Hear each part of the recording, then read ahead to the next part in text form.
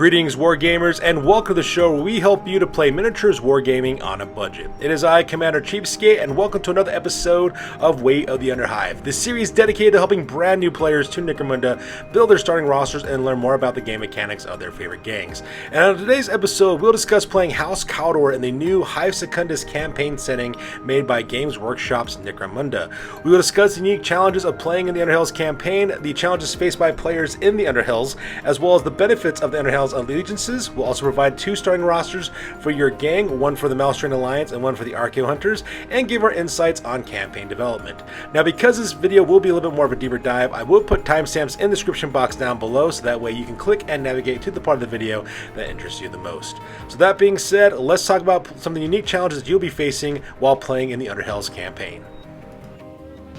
So when you are playing in the Underhells campaign for Necromunda Hive Secundus, there are some very unique challenges that you'll have to face in this campaign setting. First of all, visibility issues will be a constant challenge in this campaign setting, and the reason why is because visibility conditions changes from 18 inches at the very most to 12 inches in the middle of the campaign, all the way to 9 inches in the very last phase of the campaign as well. So visibility challenges are going to be a huge role that's going to take a place in your campaign, so do keep that in mind when you create your gangs.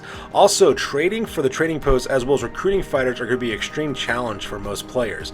Usually there's a really strict rules about not being able to access gang equipment lists different phases of the campaign. At the same time, recruiting people is also a possibility in most phases of the campaign. So because that, you really have to wait for the down phases between each of the different levels of the campaign to really do any major purchases for your gang. So do keep that in mind.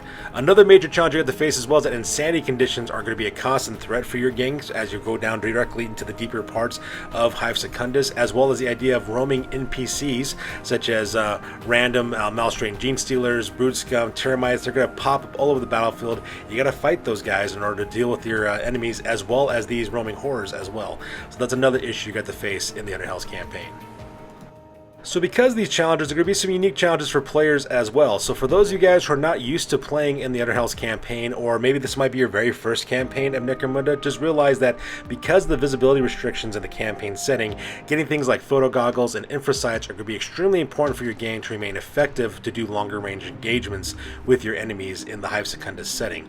Things like flares, for example, are a really great way to actually do this. Flares only cost about 20 credits and they're treated like hand grenades, except that instead of an explosion, what ends up happening is that the 3-inch blast template becomes illuminated, so that way it reveals everything that's there. So flares could be a really cost-effective way for you to actually to engage in the depths of the Underhells. At the same time, willpower stats could be extremely important, more than ever before in this setting, and the reason why is because a lot of the psychology tests you have to take in this campaign setting is either a cool test, or if you fail a cool test, you must take a willpower test. So willpower is going to be vitally important for gangs in order to make sure that they don't suffer from the insanity condition, that they don't break their nerves and run. So willpower is going to be a major focus, not just for you to make sure that you have things that help with willpower mitigation for your game, but also leveling up your fighters with improvements to the willpower stat. And like I mentioned before, trading as well as recruitment will be a potential problem for most players in this campaign setting. You really have to wait for the down phases of each of the campaign cycles in order to make any major purchases for your gang. So do keep that in mind, as survivability is going to be a huge issue for a lot of your fighters. Now, when you engage in the Necromunda Hive Secundus Underhells campaign, you have to choose one of two sides to join the campaign setting. You have Archeo-Hunters and you have Malstrain Allegiance, alright? And there's both benefits and risks of being both of these guys. For example, if you're an Archeo-Hunter, you actually get access to the Abyssal Ferryman teams, which is a vehicle as well as 3 NPCs that will join your gang. They kind of act as like the old alliances system from Hive Primus as well as the Ashways, only this time in the Underhells alliances aren't allowed, so this will take the place of that. And they can actually have a really major role on the way you play your games, especially if you have vehicle rules in your scenarios. Kind of important to keep that in mind. Now, if you're not an Archeo-Hunter, if you end up being a Malstrain Allegiance instead, you get 400 additional credits to add to your list for fighters who are mounted, or for vehicles, or for equipment that gives you the mounted condition as well. And that's how they kind of balance that game mechanic between both sides. At the same time, there's also a significant difference with the madness rules. I will admit that it's actually to the benefit of the Malstrain Allegiance for the madness rules. Archeo-Hunters are actually the most susceptible to suffering from madness and insanity, and taking cool tests and willpower tests and the like, in order to make sure your characters don't suffer from insanity. Malstrain, not so much. I believe that like the worse it gets for these guys, that you add -1 to your nerf tests, the very opening phases of the campaign. But other than that, though, it's mainly a benefit, not so much a handicap for Malstrain Allegiances. And like I mentioned before, both sides, whether you're an Archeo-Hunter or a Malstrain Allegiance, you're going to suffer from both trading restrictions as well as recruitment restrictions all throughout the campaign.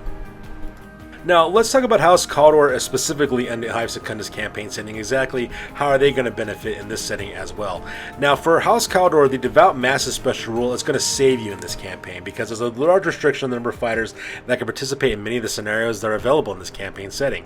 For those of you guys who are unaware, Cawdor gangers, specifically Cawdor level brethren, not redemptionists, they have the Devout Masses special rule, which means that no matter what happens, you could always add one more additional brethren to your gang in the starting crew. That's going to be very important for you to get extra fighters on the tabletop. Especially is true for your Cawdor bone pickers. You get the Devout Masses rules for those guys, you get D3 extra bone pickers added to your battlefield as well, for whatever your starting crew is. So we're going to try to really spam that Devout Masses rule to make it a little bit more survivable in that campaign setting. Now, visibility issues are a concern in this campaign setting, and Cawdor doesn't really have a lot of access to things like photo goggles and infrasights, so because of that, what you do have an abundance of, though, are blaze weapons. Because as we're all aware, if you manage to night your enemies on fire with the blaze special rule, they become illuminated and you can target them, especially if you're in pitch black confining conditions. So, and everyone knows that House Cawdor is not in shortage of any blaze weapons at all, so that'll be one way to really help you out. So incendiary charges, flamers, pole arms that fire flammable weapons, I mean, these are all going to be things that are really going to help you out as well. At the same time, it's also pretty easy for you to replace your fighters. Now, you won't be able to really recruit new fighters until the down phase of every campaign phase, but if you do make it to the downtime, replenishing your fighters aren't going to be that difficult for you. And the reason why is because Cawdor fighters are relatively cheap, especially if you're spamming multiple juvies. So bone pickers, for example, is a great way to get your guys' numbers up for your gang, so that's something that's going to help you out. Another problem that House Cawdor traditionally has on the battlefield are psychology stats. Their psychology characteristics are not exactly the greatest. Like I mentioned before in this video, willpower is going to be a huge impact on your ability to survive this campaign. But luckily for us, though, there is a unique article of faith that could actually help out your gang doing this one, and this is the Path of the Prophet for your. This is going to solve a lot of the psychology issues that you have for your gang. Now, for those of you guys who are not aware of Path of the Prophet, this was something that came out on the Apocrypha Necromunda, and we're actually going to talk about that game mechanic next. So let's talk about the Path of the Prophet. So of the Articles of Faith, the Path of the Prophet is the least well known of all the Article of Faith that are available. And the reason why is because the Path of the Prophet is not found in the Book of Faith. So that's one of the reasons why it's kind of like not many people might know about it. It actually came out online on the Warhammer community webpage with the Apocrypha Necromunda supplement Nexus of Violence is where it came out from. Right? And they actually gave you free rules for the Path of the Prophet. It's supposed to represent those guys who go on the Great Pilgrimage from the Aranthian Secession Vaults of Temenos. It's basically what's supposed to happen. Now, let's talk about this Article of Faith specifically. So, when generating Faith dice, if your crew outnumbers your opponent's crew, which should be very easy for you to do as a Cawdor fighter, roll an additional number of d6s equal to the number of fighters of your crew outnumbers your opponent's crew by. And following the Articles of Faith can only be performed by members of House Cawdor gang that follows the Path of the Prophet. Now, of course, you have 6 different Articles of Faith that's going to help you on this one. The very first one is going to be able to help you in order to change the facing of your enemies, which is going to cost you 5+ thresholds. So that's an example that's going to really help you out. And there's a couple of other bonus ones that's really going to help you. But in my opinion, Article of Faith number 3, 4, and 5 are going to be the most beneficial for your gangs, and here's why. Article of Faith number 3 is called Look into the Light of the Prophet, and the effect of this is, whilst the Article of Faith is in effect, all fighters, both friend and foe, within 12 inches of the invoking fighter are unaffected by the visibility X rule. So that's going to help you able to solve a lot of the visibility conditions you're going to face in the Underhells. And the best part about it is that threshold power is only on 3+. You could potentially do it on a single D6 with your Faith dice to get this event off. Article of Faith number 4 is called Look Not to the Council of the False Masters. It says, while this Article of Faith is in effect, all enemy fighters within 12 inches of the invoking fighter cannot benefit from group activations or the gang hierarchy X special rule. So that's going to be able to take away your opponent's group activations, and it's really going to hinder your enemy's ability to move their fighters closer around you. So the closer you're into the press of these guys with CQB, the better off this ability is going to work out for you. And the Article of Faith number 5 is called Let Those Who Fear Fear Not, and Those Who Fear Not Know Fear. All broken fighters, both friend and foe, within 12 inches of the invoking fighter immediately rally. All any other fighters, both friend and foe, must take a nerve test. And that's also done on a 6+ for that threshold ability as well. So that could be really helpful for you in order to actually, help you out with your psychology stats that we have there as well. And like I said before, it's only a 3+ to get off the visibility Article of Faith, a 7+ for you in order to actually take away your enemy's group activations, and a 6+ in order to help rally your fighters. So the Path to Profit is really going to be beneficial for you in this campaign setting. So let's go and start with your starting roster. So this is a House Cawdor Archeo-Hunter starting roster for Necromunda Hive Secundus, rated at 1,250 credits. So this is assuming that you're taking the Archeo-Hunter Allegiance, so you'll be getting a Abyssal Ferryman team for this. You're following the Path to Profit, and you're going to be led by a Redemptor Priest who costs you 180 credits. This fighter's got Mesh Armor, Chain Glaive, as well as a Stub Gun, Fanatical Special Rule, as well as Path to Profit, and they also have Rain of Blows.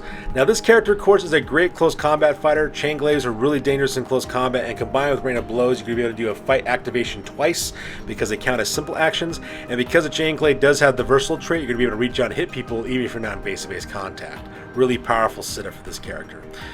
After that, you're going to have a Cawdor Firebrand that costs 270 credits. This fighter's got a Gutterforged Cloak, and Gutterforged Cloaks are amazing. They give you a 6-up armor save and a 5-up ward save against any environmental effect that takes place. And in the Underhells, a lot of environmental effects, so this can really help you out.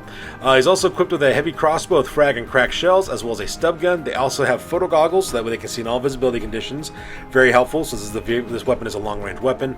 They also got the Righteous Warrior skill, special rule, as well as the parry skill. So that way, if he does get charged in close combat, you can force your opponents to do a reroll.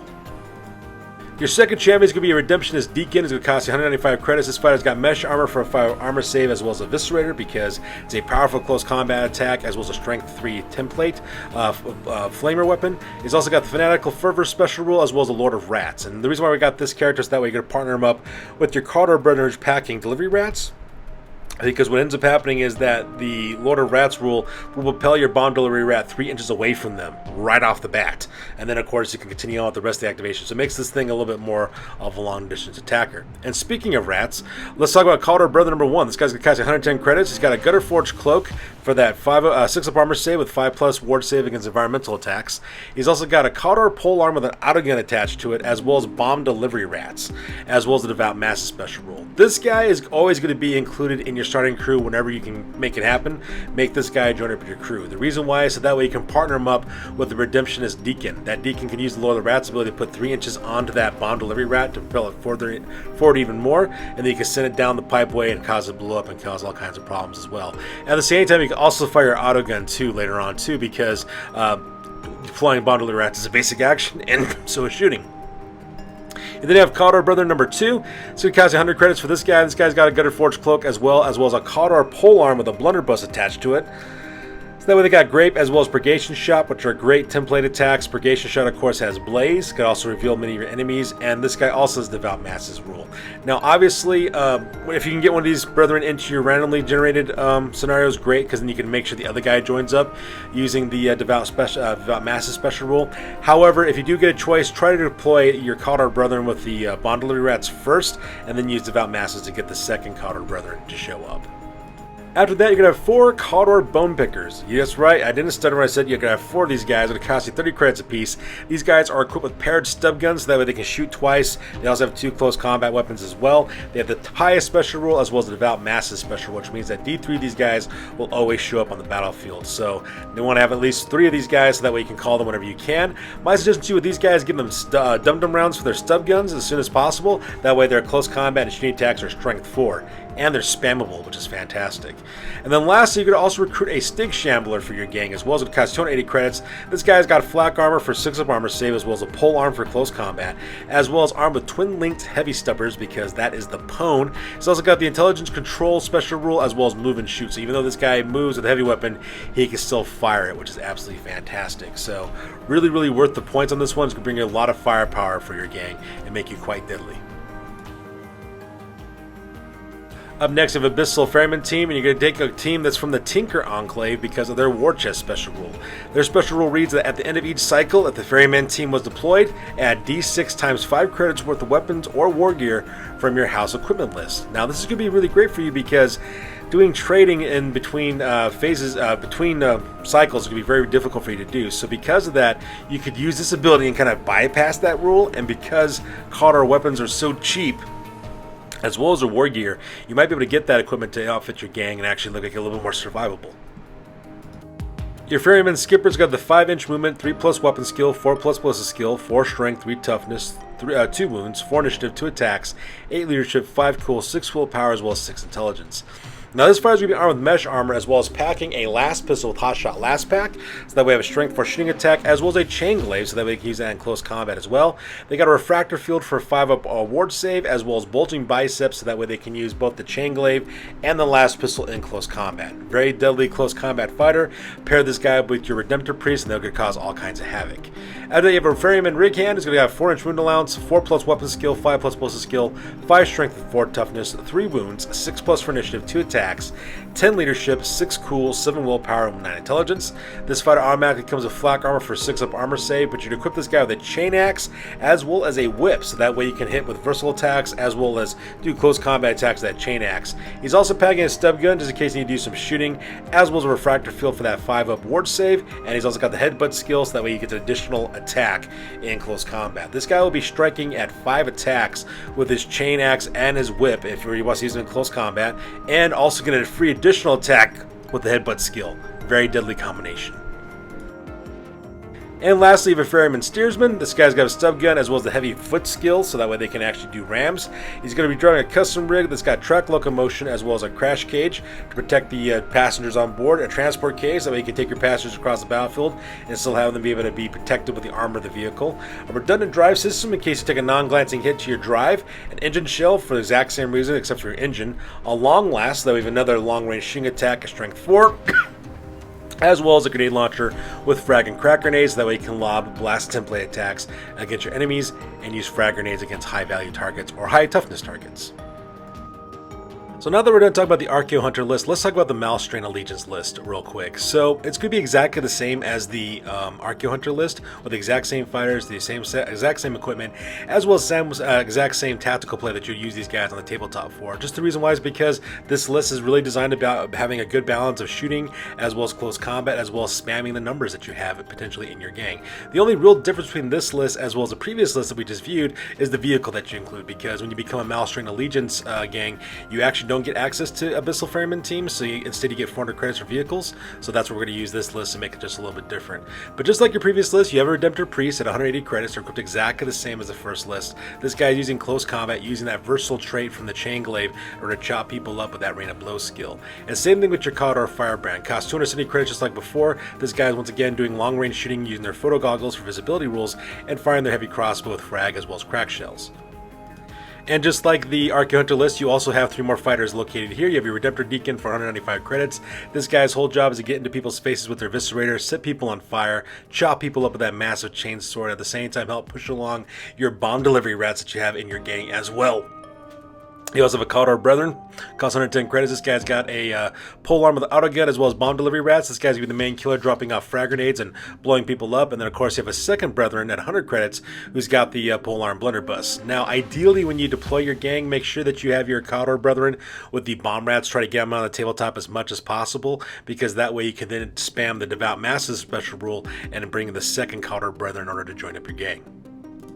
And just like the previous list with the Archeo-Hunter list, we are spamming the Devout Master special rule with your Cawdor Bone Prickers. At 30 credits apiece, armed with paired stub guns. This way they can shoot in close to short range as well. If you get them within the real short range of your pistols, you'll be able to hit your targets at a 3+ with ballistic skill as well.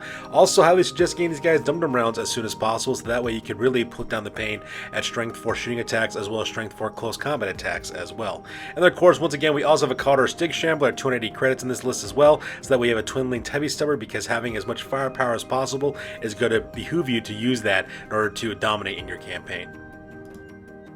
And lastly, because you are a Malstrain Allegiance, you will not have access to the Abyssal Ferryman team, so instead you get 400 additional credits instead to purchase vehicles and mounted fighters.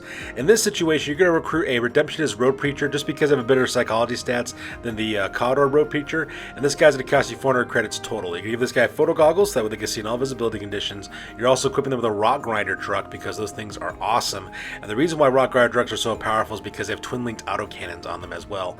Twin-linked autocannons are extremely powerful. They can cause a lot of damage to enemy vehicles as well as enemy fighters. So having that Redemptionist Road Preacher with those photo goggles allows them to shoot this autocannon in all visibility conditions. So that's the reason why we're taking this guy with us, because that thing absolutely destroys. And for campaign development, regardless of which list you use, which are the Archeo-Hunters or rather it's the Malstrain Allegiance, both of them are going to really need to have a lot of concentration and visibility, because visibility plays a huge role in this campaign setting. In my opinion, flares are really great, both cheap as well as effective ability in order to solve visibility. They only cost 20 credits. Your fighters can carry them like hand grenades. They can throw them and reveal everything within the blast template radius of that flare, so that can be really good too. You could also save your credits and purchase photo goggles and infra sights for your long range shooters primarily. So photo goggles are good because you can use it for all general purpose. Infra sights are also really good too. The only problem is that you can't mount infra sights on weapons with rapid fire or with the blast template, so that is a little bit more of a hindrance for you guys. But if you want to have like long rifles, for example, you could do that with your gang and put one of those infra sights on there. Other than that, though, photo goggles is probably the way you're going to go for the most part. I highly suggest also getting a Redemptionist Brethren specialist with your gang, so that way you equip this guy with a grenade launcher, because the more grenade launchers you can have inside of a gang, the better. And my opinion also is to go for more an elite gang over a numerous gang, which is kind of funny to say because you are playing Cawdor. Aside from getting that additional Redemptionist Brethren specialist, I suggest just keeping the rest of your gang just exactly the way they are. Instead, get them better equipment, so get them things like incendiary charges, specialty ammunition, good close combat weapons, backup weapons as well. Get them better armor. For example, I highly suggest getting flak armor or mesh armor, and when you combine it with a Gutter Forged cloak, it gives you +1 your armor save. So for example, if you equip your fighters with mesh armor, they got a 4-up armor save, 5+ ward save against environmental hazards, so that can be really great as well. So just focus on the idea of making your gang bigger. Just keep the gang that you currently have and just give them better equipment options as the campaign develops. So in the end, the Underhells campaign actually brings us and offers us brand new environmental as well as brand new challenges to a campaign setting that's absolutely fantastic. Not only do you have to worry about the environmental effects of things like visibility as well as insanity, as well as ability to hinder your ability to trade and recruit, but now you got to worry about the roaming horrors that exist in the darkness of the Underhives, that you got to fight those guys as well as your enemies, so it's actually be really great. At the same time, remember, close quarters battle or CQB is your friend in this campaign setting, so instead of trying to go for really long range weapons, go for weapons that could actually have high rates of fire. High strength also can be used in short ranges as well, because that is pretty much what you're going to be living in when you're playing in the Underhells campaign, kind of like cramped fighting conditions, so do keep that in mind as well. And because no information is popping up all the time for the new Hive Secundus expansion, keep an eye out for new content, because you can see it right here on this channel, especially if you subscribe, so that way you can see the new information that we come up with as more details become available.